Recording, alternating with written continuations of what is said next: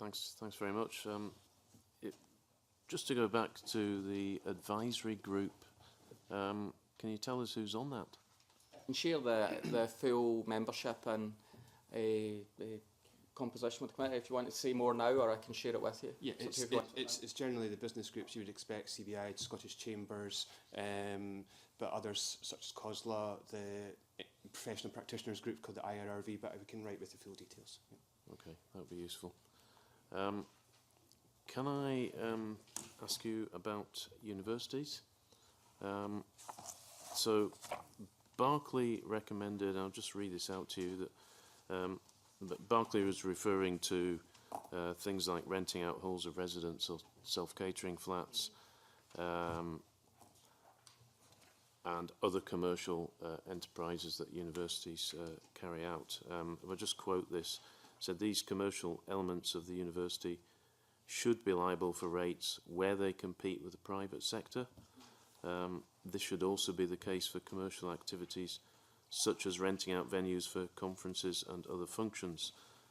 However, the government's response to that was that we recognise that a range of charities and other not-for-profit organisations undertake some commercial activity and continue to be eligible for charity relief.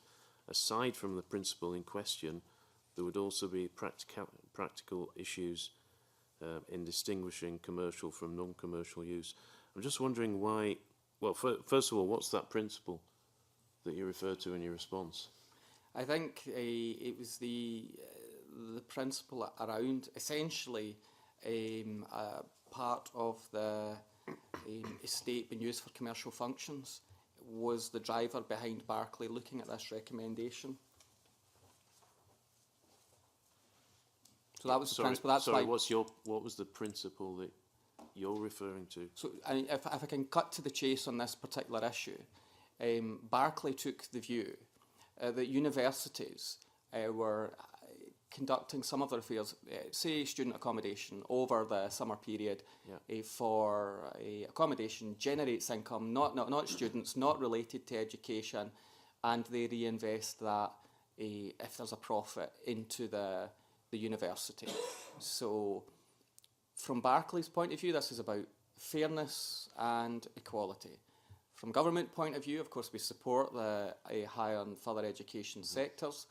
We want fairness in the rate system, but it was clear on really looking at the issue and engaging with the sector that for the sums involved, which were far from a massive saving, again, similar to agriculture, it was going to become complex, hard to define, quite fluid and difficult to assess, and it really wasn't worth the effort of changing the regulations to achieve the principle, which was that was around fairness and equity in terms of treatment, because the private sector would say it's competing with them. Now, similar to Alios, you can take a view around where profits are invested or reinvested. And reinvesting back in a university will have a different, you'll take a different view to that than someone hiding personal wealth, for example, which is why I think Parliament takes a different view on Alios. Yes, Alios constructing their affairs in the fashion that they are is tax avoidance. Yes, it is, by definition, it's tax avoidance. But those sums are reinvested for public good and invested into community facilities, as we've described earlier. So that was the nature of discussion in relation to universities. So if I understand you right, and correct me if I've got this wrong, you think that the principle of applying rates to these commercial activities is fine, but it's just too tricky, it's too difficult, it's too complex? I'm trying to be clear that I think the overriding matter here was the administrative nature of it. And we do also want to support both higher and further education as well.